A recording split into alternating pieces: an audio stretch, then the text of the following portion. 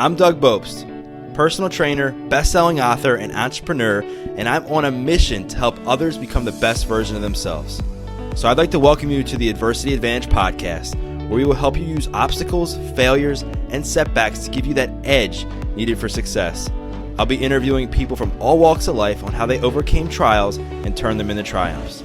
So please, sit back, relax, and get ready to be absolutely blown away by some of the wisdom and stories you're about to hear. Light Watkins, welcome to the Adversity Advantage podcast. Thanks, Doug. Good to be here, man. Yeah, I've been looking forward to talking to you now for quite a while. I know we originally had connected, I think, on Instagram and then on Clubhouse, more or less, where we had some dialogue. We did some different rooms together, whether it was on podcasting, we interacted there. And as I was telling you before we recorded, I know your latest book that came out, I guess it came out, it's been about a week now, called Knowing Where to Look, is what we're gonna talk a lot about that today. But how I initially found you was through one of my best friends, super into meditation, breath work, and I've tried to get into all of that, and I have through the years off and on, but just haven't been consistent with it. And I've tried YouTube videos, I've tried going into transcendental meditation, I've tried the apps. And one day he was like, dude, you got to check out this book called Bliss More by Light Watkins. He's like, it's just right up your alley. You don't have to worry about anything. You just got to let things go. And I remember reading it and I was like, this is my guy. I was like, he gets me. Like, he gets that I can't focus on a thought. Like, my mind goes everywhere and I want to try and control it. I can't control it. So how did you get started into meditation? And I guess I want to preface this by like, I know you, I guess part of your story is you were a fashion model and that like led you into meditation, if you will. But how'd you find meditation and what were you like before you started meditating?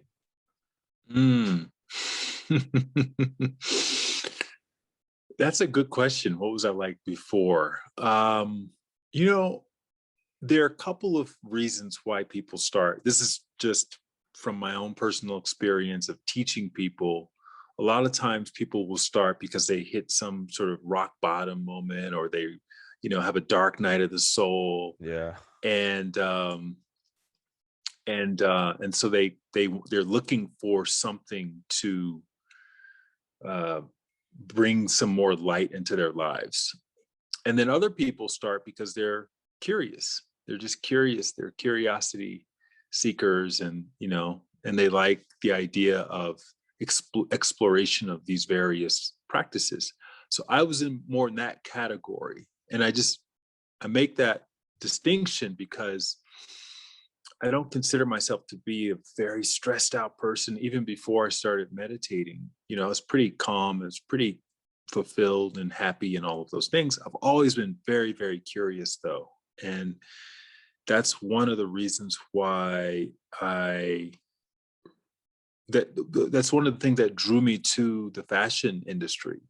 Right? I didn't find fulfillment necessarily in taking photos or in walking runway shows.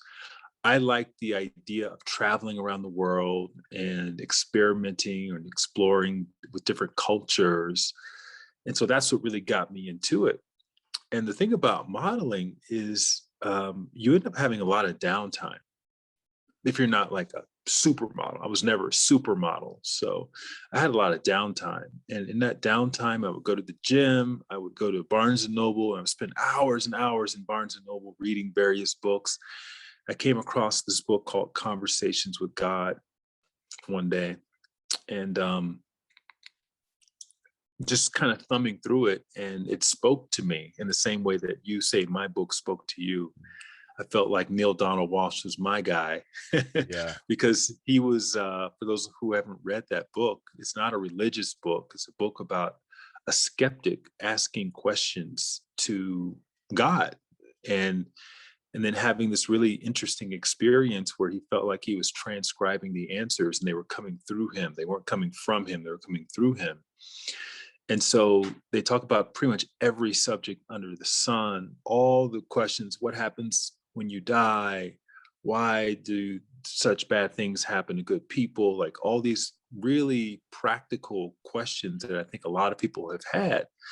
And that gave me language to a lot of the things that I was curious about my whole life regarding spiritual topics. And so when I started getting into yoga a few years later, just because I was in the gym one night and these really attractive women went into this exercise room holding these little rolled up mats, and I had no idea what they were doing, but my hormones told me to go and follow them in the room. Of Next thing I course. knew, I was in my first yoga class, and then through that I started enjoying yoga for yoga's sake, and then I got invited to some meditation circles. And yeah, I was just curious. I was curious to see what it was all about. I had been reading about it in several books at that point: Seed of the Soul, Celestine Prophecy, Conversations with God, Siddhartha, all the kind of classic spiritual books. And everyone is talking about meditation. So I wanted to see what it was about. Mm. Yeah, that's cool to know, because I think you hear a lot of people that get into your position where you're one of the, I mean, arguably, I would say one of the world's leading experts on the subject of meditation.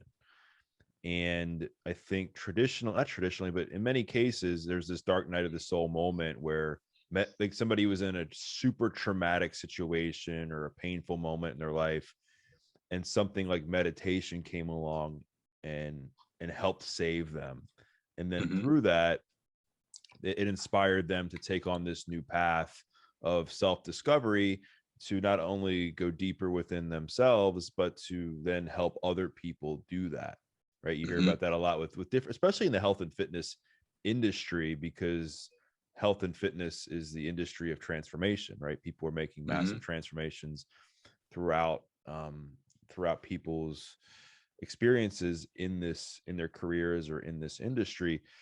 So while we're on this subject of meditation, and there's a lot of people listening to this that probably aren't meditating but probably want to meditate, because, and it's interesting, I just had Tara Stiles on the show, and you and her are very similar in your approaches, where you take the dogma out of the practice, which I think people relate to, Hmm. which I think scares a lot of people away from things like yoga and meditation. So what, in your experience, what is, like, how can, like, what's the simplest way that somebody can start meditating? Because we all know the benefits. We all know that it reduces stress, reduces anxiety, helps you sleep better, helps you get more connected to yourself, but I think people just struggle to do it. Well, I would take your friend's advice and have people read Bliss More. I mean, that's Yeah. essentially the book that I wish I had when I first started. I spent years using shoddy guesswork, knocking my head against the wall, trying to figure it out myself. They didn't have YouTube and stuff back then, but if they did, I probably would have watched a ton of YouTube videos. And it's just there's this thinking. It's kind of like people think meditation is a little bit like how some people think of stand-up comedy, like, oh, you just get up on stage and start telling jokes. Like there's an art to it, to make it really to really make it look easy. It takes a lot of skill. It takes a lot of craftsmanship. And there's nothing arbitrary about meditation, which is what I later discovered. The way you sit, the time of day you do it, how you interact with your thoughts, how you deal with sleep, um, what you focus on, if you focus on anything, like all of those little little considerations can make a huge difference in the quality of your experience. And so if you don't understand any of that, then you're going to end up coming away from one or two meditations thinking, oh, I can't do this, and you disqualify yourself from something that you could have enjoyed a lifetime's worth of benefit from. And it's just, it's something that is actually quite easy when you understand what you're doing. So I would say to if, short of getting a teacher and sitting with a teacher and all of that, which is also a great thing to do if you have those resources, grab a copy of Bliss More. There's no other book like it, right? Most meditation books, I would say 95% of them are not written by meditation teachers. So they're written by doctors, researchers, internet marketers, celebrities, people who meditate and have had nice experiences, but they have no experience teaching people how to do it or tracking people's progress who they taught. And that makes a big difference in how they write about it. And so your typical meditation book is going to be like, I don't know, 50 different guided meditations. So kind of like choose your own adventure. And they're basically prompting you what to think about, what to imagine, what to let go of, what to observe, but you don't ever quite feel self-sufficient in the practice. Whereas Bliss More is purpose built to help the person who doesn't know anything about meditation learn how to do it in a self-sufficient way from day one and how to track their own progress over time, which is what you ultimately want. Guided meditations are nice as a gateway, but ultimately you don't want to have somebody telling you what to do in order to meditate. You want meditation to be in the same category as sleep. You have your bed, you should be able to lie down and fall asleep. You don't need someone in the bedroom telling you, okay, now pull the covers over you. Okay, put your head on the pillow. Okay, now start counting down the sheet. You don't need that every time. Maybe the first few times, but after you get the gist of it, you should be able to do it on your own. You bring up some great points, and obviously the first one is to buy the book. Yes, I can vouch for Light. Phenomenal read, and it's unlike any meditation book you will read because it's practical and it's relatable. And I think what meditation also does, what you'll learn from his book, is when you can get quiet and get comfortable with your thoughts, and get comfortable with your fears and develop some self-awareness around all of that, it can really be used to your benefit. I know that's something that you talk about in knowing where to look is how to get connected, like how to really get connected to your intuition, right? So like, what are some of the most practical tips you could give somebody, or even in your own experience? Because you hear a lot like trust your gut, trust your intuition, but might follow your heart. Follow your heart. But a lot of people are like, okay, I think I'm doing it, but how do I really know? You got to get quiet on a regular basis. So the meditation practice is the means by which, it's one of the fastest ways, most efficient ways by which you can get quiet enough to hear what they call your still small voice. And, this is important, the way it's described, still small voice. And what that implies is that there are other voices in there. It's not just listen to the voice inside, it's listen to the still small voice inside. Because there are louder voices, there are more chaotic voices, there are more unsettled voices. And what you want is the still small voice. But in order to hear it, you got to get still because it's very quiet. And the reason it's quiet is because it has not been listened to for most of our life. Most of our life, we listen to the voice of fear and pain and trauma. That's the voice that informs a lot of our choices. And so those voices get really loud and they drown out the voice of intuition. So if we get used to listening to the still small voice, and how do you distinguish which one is which? Right. You have to do what the Facebook advertising guys do. You have to split test. You have to split test it. You listen to one voice, you see how it turns out. You listen to another voice, you see how that turns out. If that moment in time turns out better for you, then that's an indication that maybe that's what the still small voice sounds like. So then you do that again, you listen to it again, compared with another voice in your head. And then after maybe following it 100 times, you'll start to feel the cadence, you'll start to feel the quality of that voice compared to some of those other voices in there. But here's another way to kind of distinguish still small voice, AKA the voice of your heart or the voice of your intuition versus the other voice, the voice of fear and pain. The pain, fear voice tells you what not to do. Don't go in that room. Don't, get into that business deal. Don't risk everything for this, whatever. And the heart voice it only ever tells you what to do. It'll tell you what to do, right? Take the leap of faith. Trust this person. Move in this direction. Go in this store, right? But here's the thing. Following that voice usually is not going to take you into a place that makes you more comfortable. It's going to challenge your idea of comfort. It's going to get you out of your comfort zone and into your growth zone. So that's Right. why it seems scary, is because we're unfamiliar with where it's wanting us to go. But that's the direction we have to go in to fully find our own path. It seems, from what I'm understanding in my own words, that this little voice you're referring to is almost like your compass, and it's leading you towards these moments of inspiration, or these decisions of inspiration, to help you grow into a better person and to take the next steps of where you're intended to go in life. But on the flip side, what I'm also hearing is that when you do trust this and you go with the process, it's not going to be easy, because you're getting outside of your comfort zone. You're doing the hard thing. You're putting trust in faith in something that you really can't, quote unquote, see right now. You can just somehow envision it. Am I understanding that correctly? It's only easy in the beginning when you Right. first start. I mean, it's only hard when you first Right. start Okay. listening to it, because it gets easier and easier, and then it becomes your new norm. So it's like a muscle. You, yeah, and another way to look at it, compass is a great illustration. I like to use the GPS because nobody uses compasses anymore, but Right. everyone uses their GPS on their map application, right? You put in the destination, it tells you where to go. It doesn't judge you if you miss the turn, it just reroutes you, right? And so the heart is kind of like that. Within our spiritual DNA, we have our path. It's encoded within us.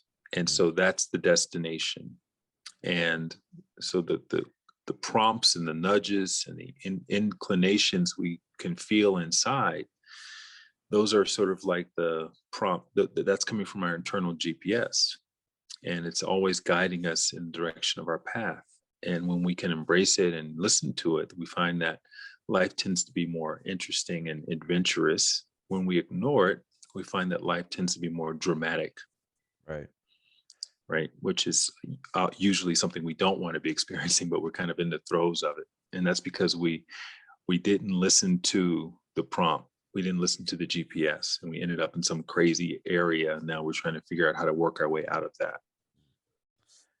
Now, do you have any recommendations for somebody, maybe in your own experience or people that you've coached, to uh, to be able to inspire them to take this time? Because I feel like so many people are so busy, they're on the run, they're overwhelmed, they got social media apps open, they got emails pinging, and a lot of people don't even take the time to get quiet.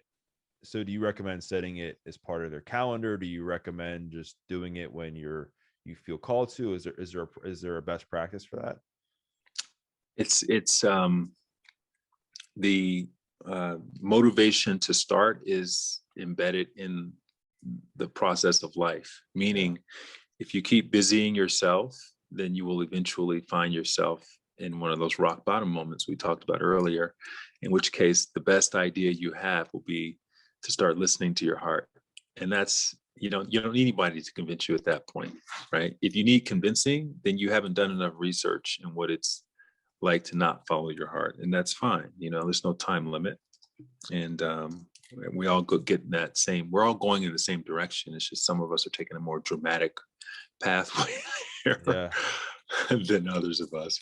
My teacher used to talk about this metaphor of the waterfall, and when you're on the little rowboat and you're traveling down the stream, the experienced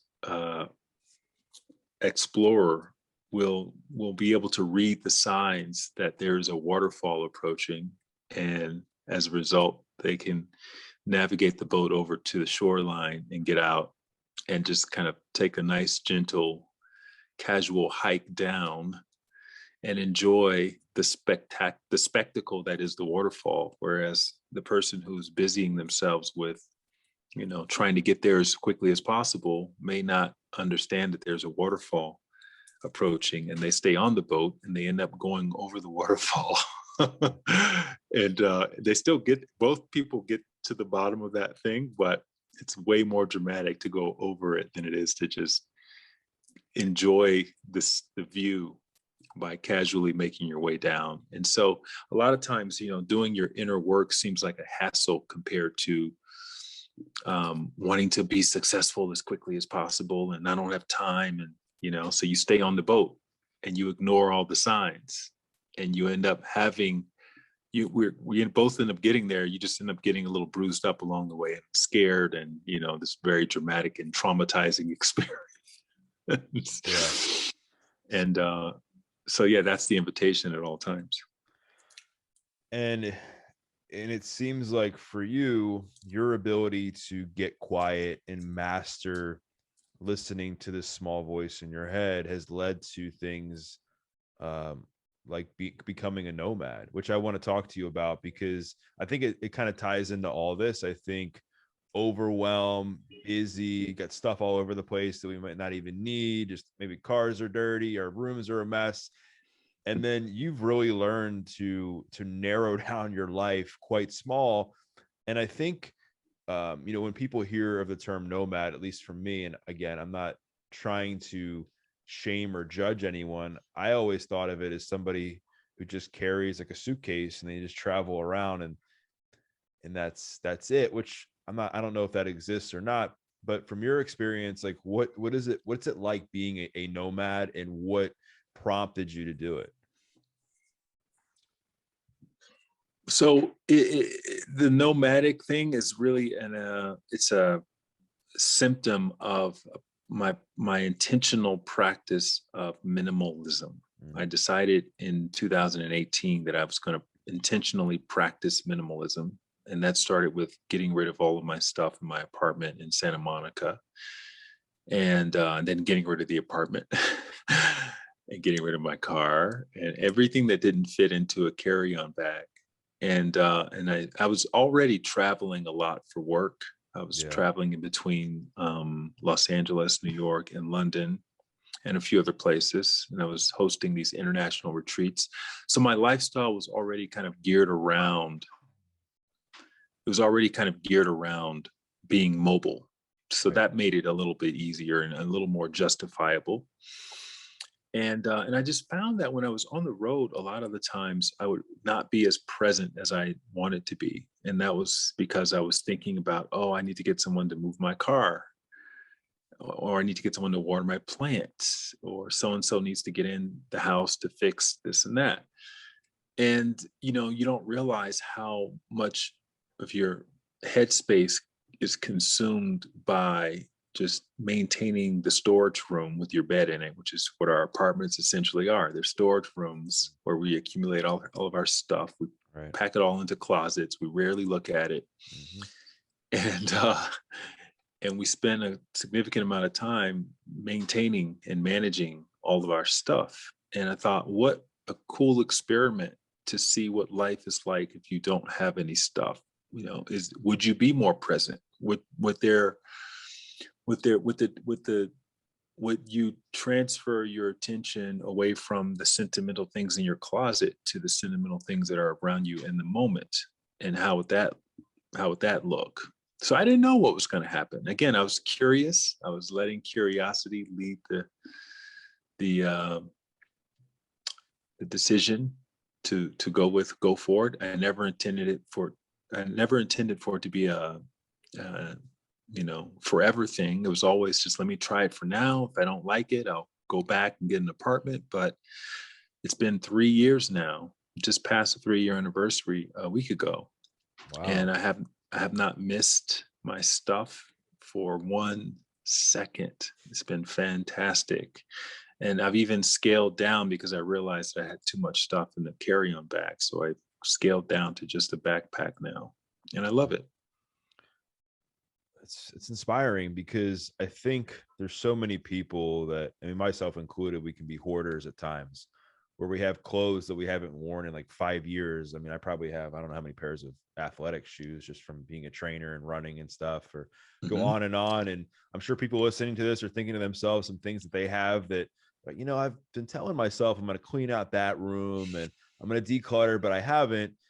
And for, I guess, the average person, it would be a challenge if they have a family to become nomadic. But I do believe that we all can benefit from practicing some sense of minimalism.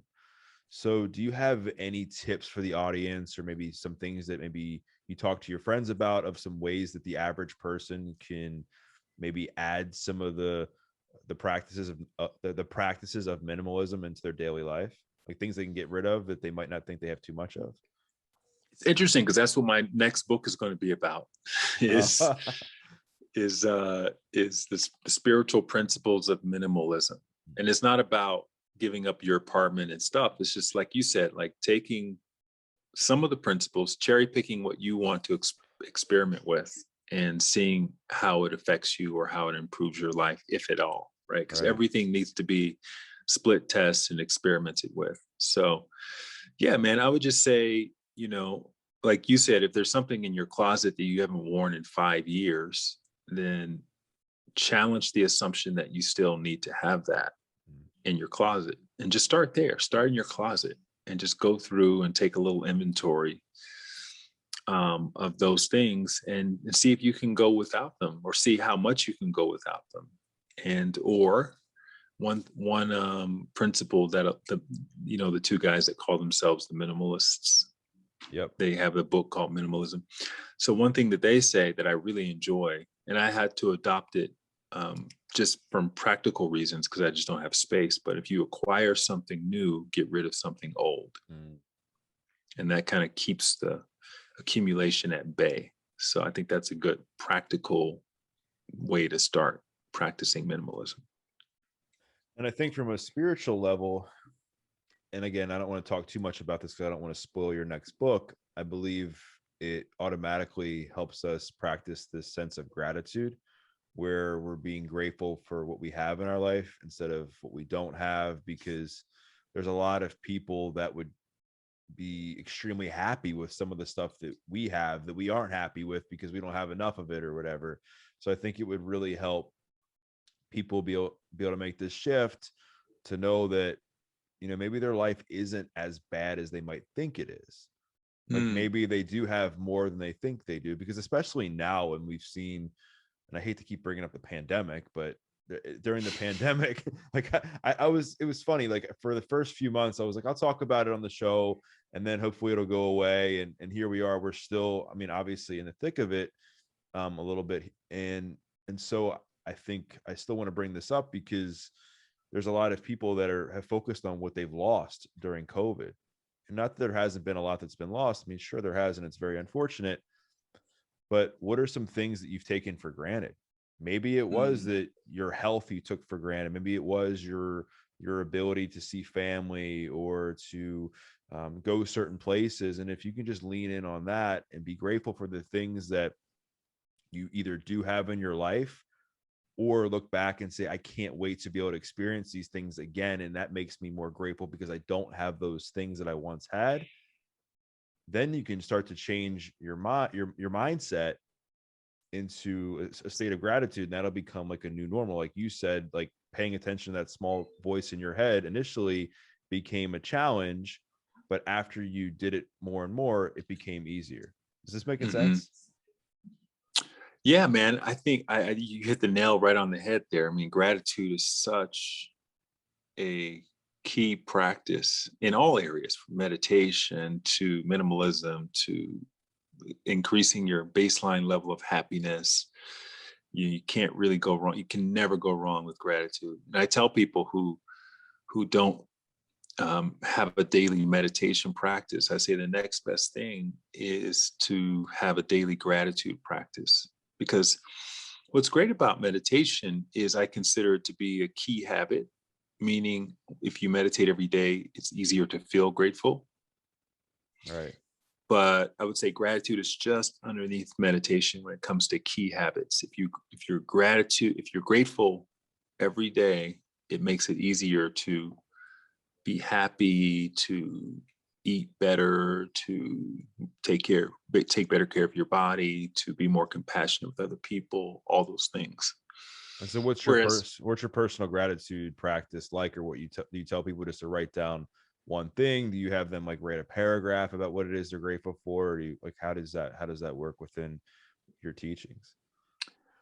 I like to take the um, easiest, most resistant free path for other people when you're Right. starting out on these practices, because we're already conditioned to look for reasons why it's not working Mm. and excuses why we don't have time. So I just say start really, really easy, really simple, and just maybe think about three things that you're grateful for. Nothing profound, just, I'm grateful to be able to see. I'm grateful to have a roof over my head. I'm grateful to have water, clean water to drink, those three things. And then whenever you feel like you're kind of in a bit of a funk, just take a moment, maybe take a few breaths, clearing breaths, and then just place your attention on what you're grateful for in that moment.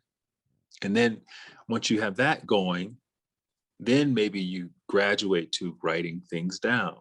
And then maybe you do a whole paragraph or, a stream of consciousness gratitude thing. And so maybe you start a gratitude jar at some point. But I think just thinking about it on occasion when you feel ungrateful is a great place to start. Small steps to big result, right? I think about it in the same way I do in like the fitness space. You start with one push-up, then you two push-ups, three push-ups, and then you want to do a set of 10, then you do 15, and you might do one on a medicine ball. So it's just like stacking those small wins, because you're right. I think a lot of people, they see these different practices that people talk about on social media or in books, and they might have not done any of this in years or never done it, and they immediately go and try to adapt a practice of someone who's been doing it for 20 years, and they fall flat on their face because they're just not used to it, and they got to just start with where they're at. And one of the things that it's funny to see things come back full circle, especially when talking to you, in that you're known for being this guy to trust the process, just to be in flow. Obviously super into meditation and just trusting your intuition, that this kind of served you with your latest book, like Knowing Where to Look, where you, if I understand correctly, you send out these daily inspirational emails. Then all of a sudden you're meeting with your literary agent, and he's like, you got to put these into a book. And you're like, okay. And then you started that process and you ended up landing a publisher. So talk about the process. What was the difference between putting a book together where you already had a lot of the content created versus having to write a book from scratch where you didn't have any content? Sure. Yeah, that was so Knowing Where to Look was my third book, second Right. second book with a publisher. Right. And Bliss More, which we talked about earlier, Right. was my second book. And that one I had to write from scratch. Mm. But the process was essentially the same in that you have to create a book proposal first, and then that's how you find a publisher, right? And once you find the publisher, that publisher will offer you an advance, which means I'll advance you the money that will pay for your time to write the book. So if anybody's paying for your time to write, then it makes it much easier to make the time to write, because they also give you a hard deadline on top of that, which means you don't have all. My first book, which was self-published, took me 3.5 years to finish writing it. And that's unheard of, to be in a publishing deal and have 3.5 years to write. You usually have 6 months, maybe a year if you need it.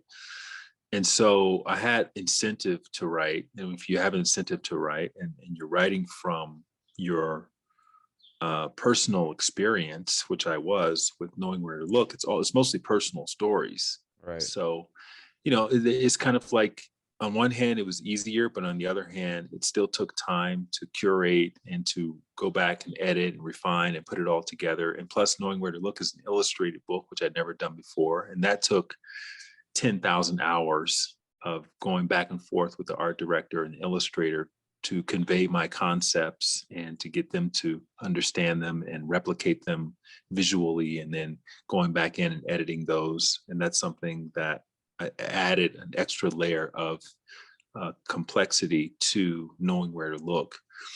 And then also, most of knowing where to look, it's 108 daily doses of inspiration, which are short one-page stories.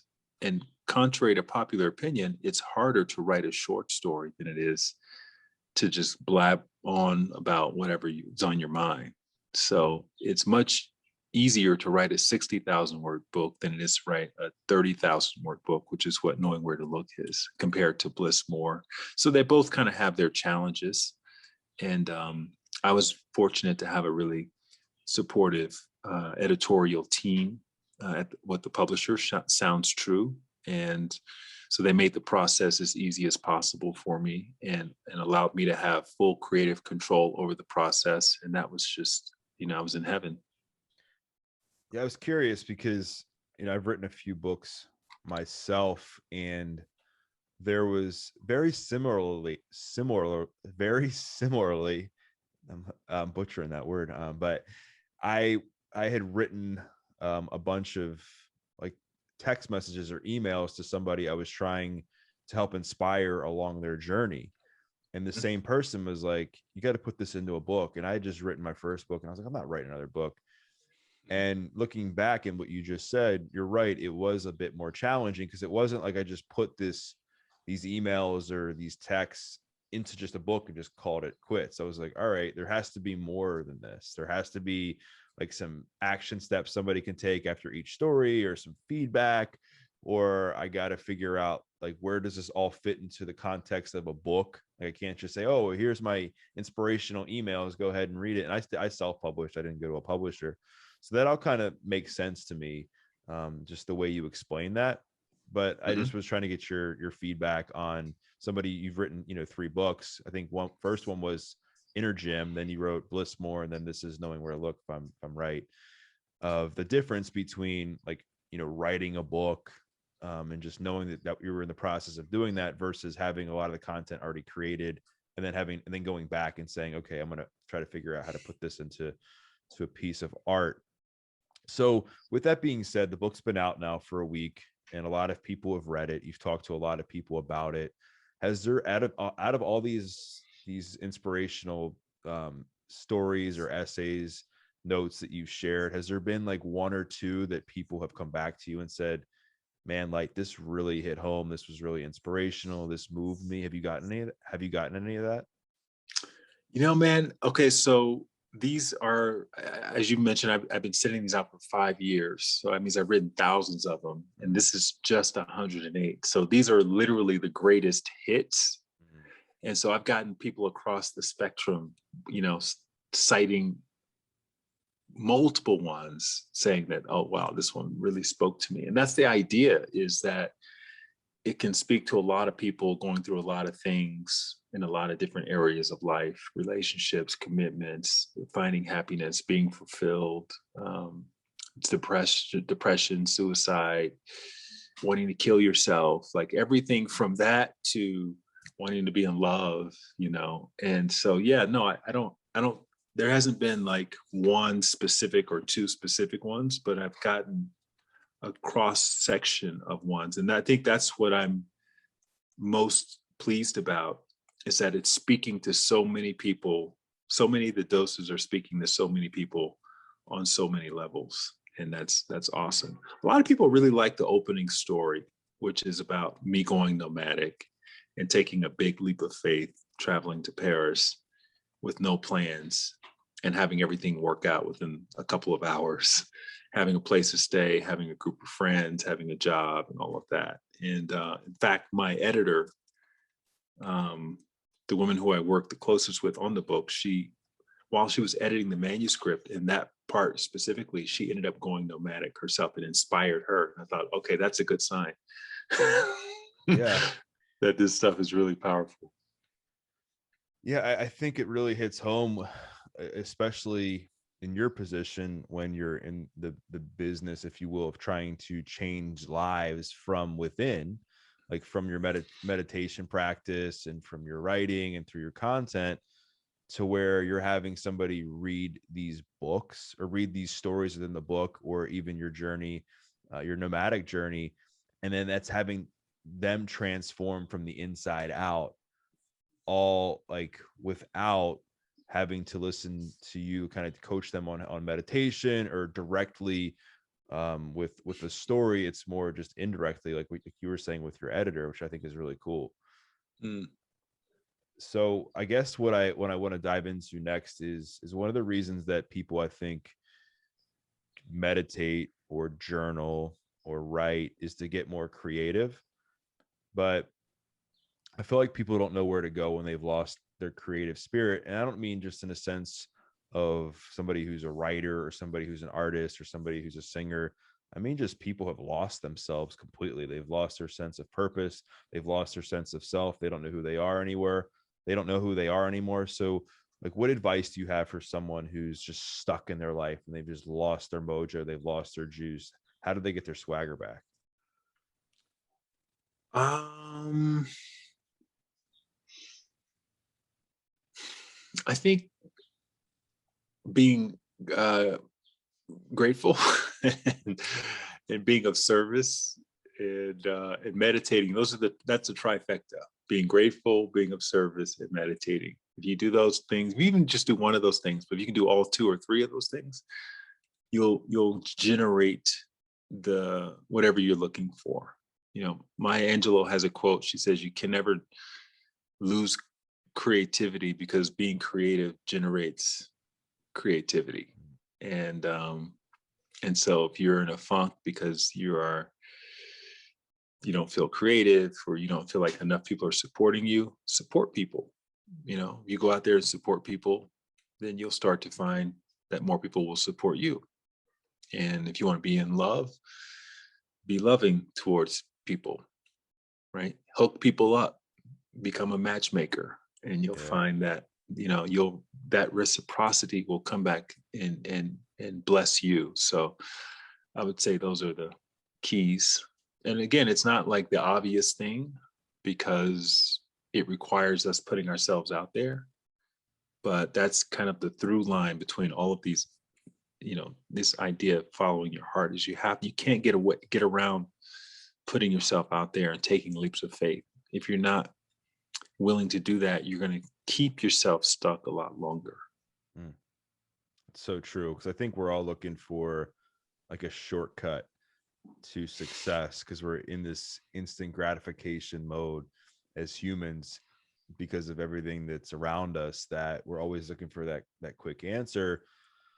And I think you're right. Like, when we are stuck and we're just feeling lost, I think one of the greatest things we can do is be of service to somebody else, because chances are you're never going to regret helping someone else, right? No. And it also just shows you that you're taking the attention solely off of you and what's going on in your life and what's going wrong in your life, and you're helping to place it onto somebody else and channeling some of that negative energy into something positive, right? Because the energy is there, and it's going to go somewhere, whether it stays inside of you or you kind of move it outside on the externally through action, through being of service, through moving your body, through just whatever it is.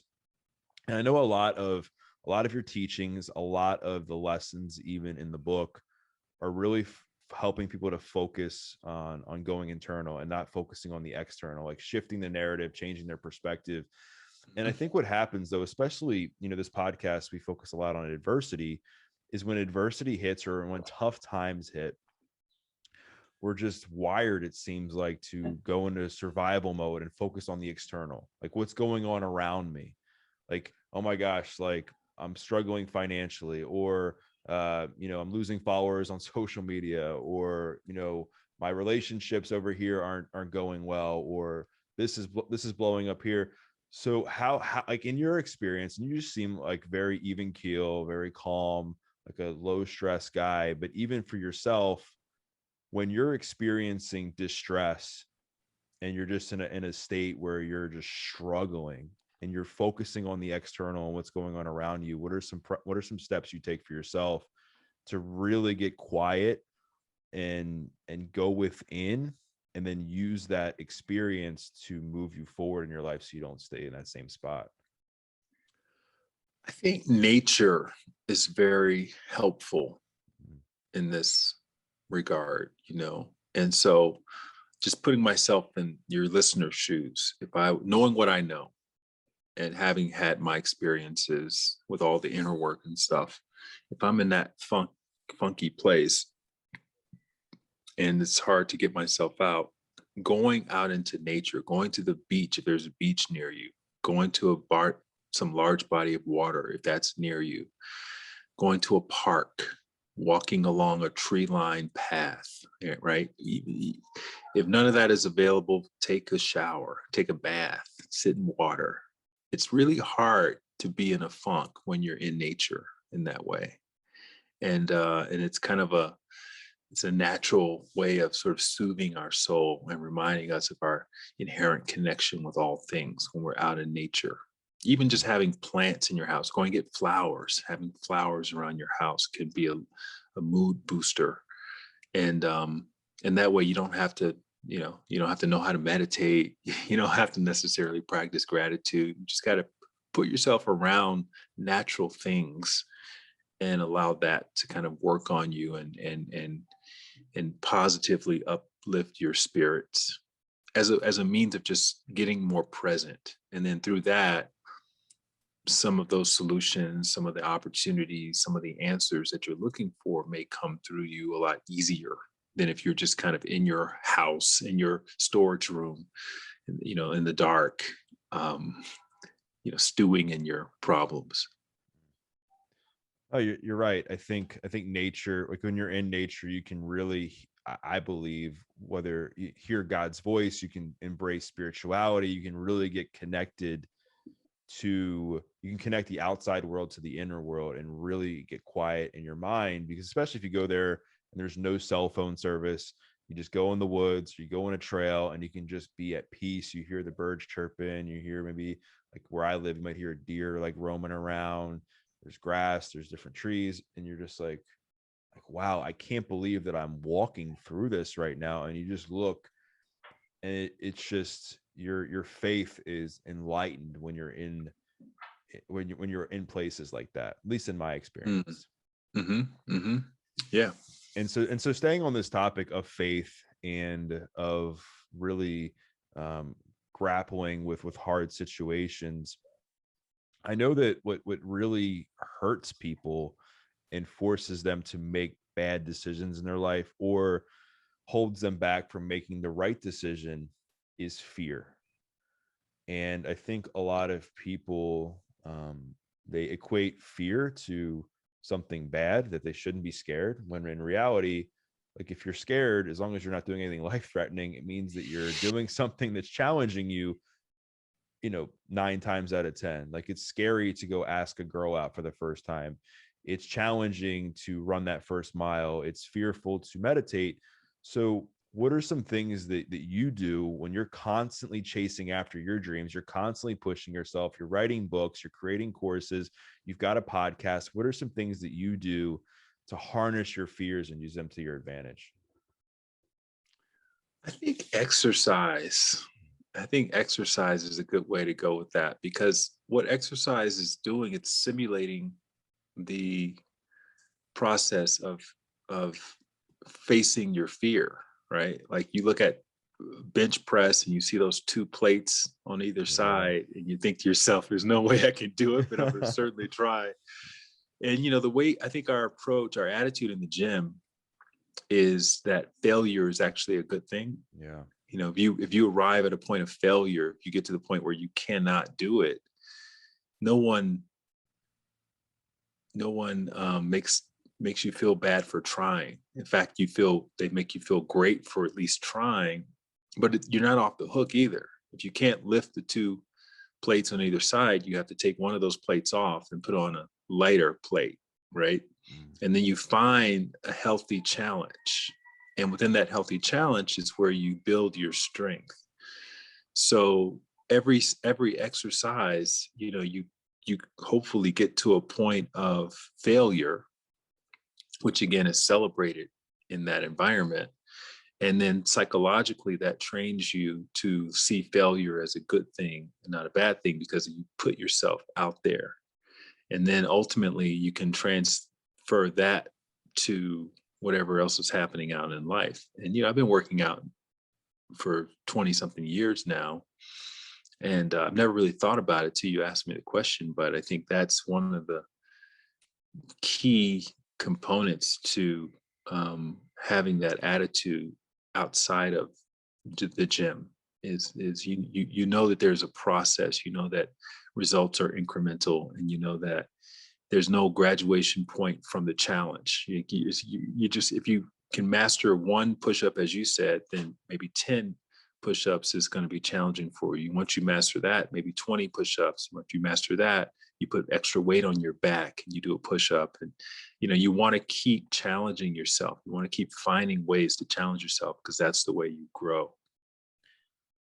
Fitness is the ultimate catalyst, and there's so much transfer that comes out. There's so much that transfers out of the gym into other areas of our lives, because we work that resilience muscle, we work that failure muscle, we work that confidence muscle, we work that faith muscle, and believing, like they say, the mind will quit before the body will. We believe we're going to press that weight up.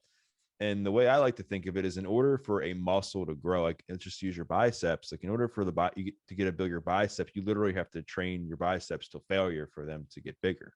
And then you got to rest and replenish, go back and work them out again. And then if you want to run a faster mile, you have to run until you, I mean, not really collapse, but until you fail, like until You you're want out to of breath. vomit. Exactly. Yeah.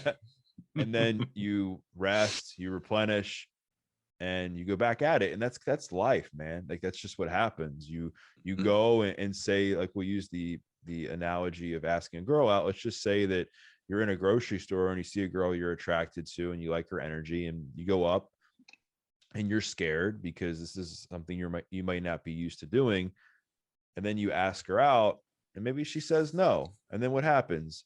What's happened to me is, like, oh, like, that wasn't as scary as I thought. Like, the outcome of it is more scary than the fear of the whatever it is in itself. Like, you're more scared of what's going to happen on the outside, just because you build up this scenario or situation in your head that's just way bigger than what it really is. And you're like, oh my gosh, if I ask this person out and they say no, no one's going to go out with me, when it's just that one person.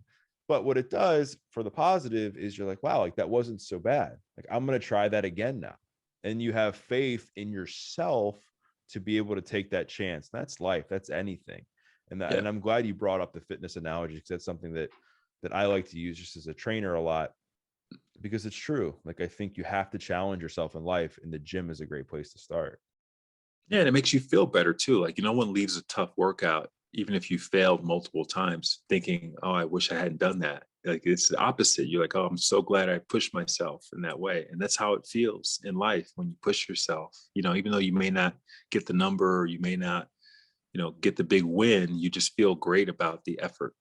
Yeah.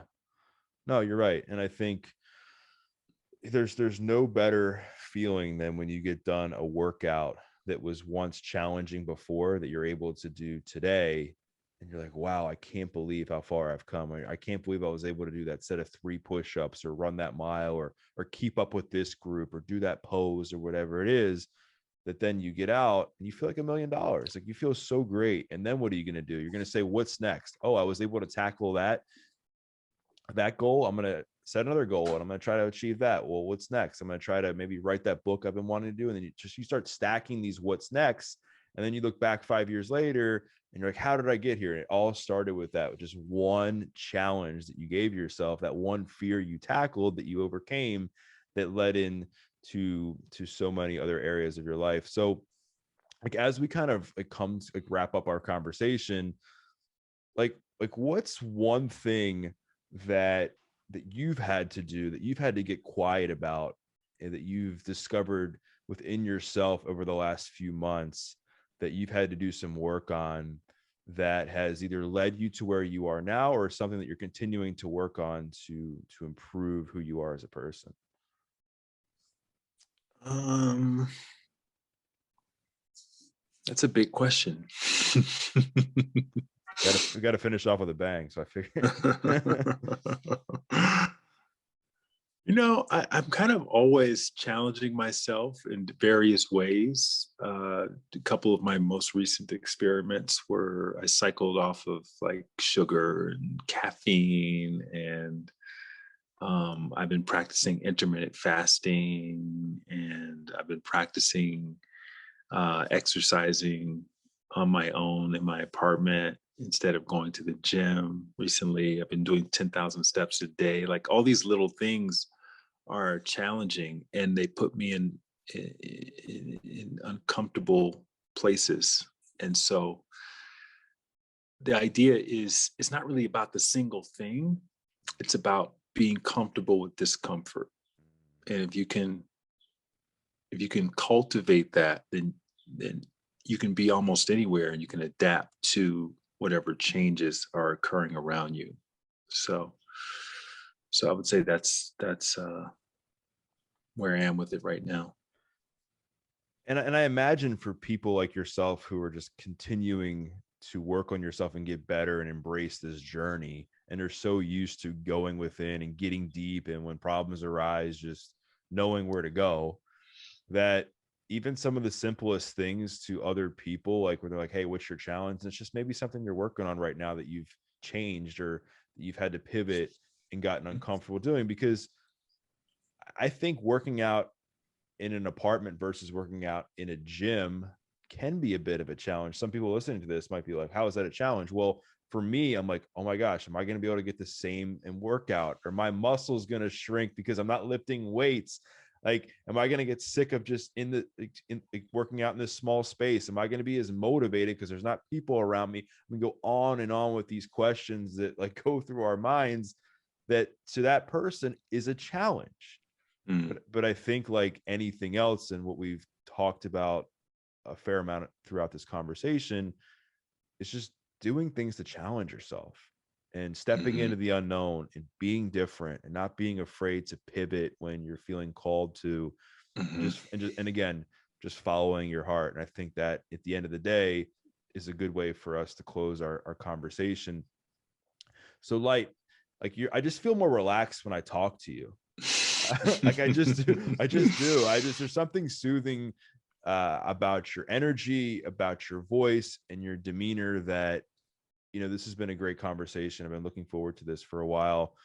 And I encourage people listening to this to go check out Light, check out his content on social media, and also check out his books. I mean, I haven't read Inner Gym, but I have read Bliss More and gotten a good idea on knowing where to look and a good grasp on that. So I encourage people to not only buy his latest book, but to check out all three. So where can people find out more about you if they want to not only get the book, but connect with you on social media, and then potentially maybe work with you if they want to online? Like, where can they do that? They can go to lightwatkins.com, and they can find everything there, or on social media at Light Watkins, LIGHTWATKINS. Nice. Well, I will make sure to include all of that in the show notes. I'll put the links to your books. I will make sure to put all your social media handles there as well. And so for those listening, as I always invite people to do, the best I can is to take a screenshot, tag myself, tag Light with a takeaway. Maybe it was something he said about meditation. Maybe it was something he shared about his book. Maybe it was something he shared about minimalism, whatever it was. Tag us both, share it. We'd love to hear from you. We'd love to hear your feedback and what you really got out of this episode. Because at the end of the day, we want the show to help you, to impact you in a positive way. So please do that. Tag Light, tag myself. And once again, we thank you for listening to this episode of The Adversity Advantage. I'm your host, Doug Bopst. We'll see you next time.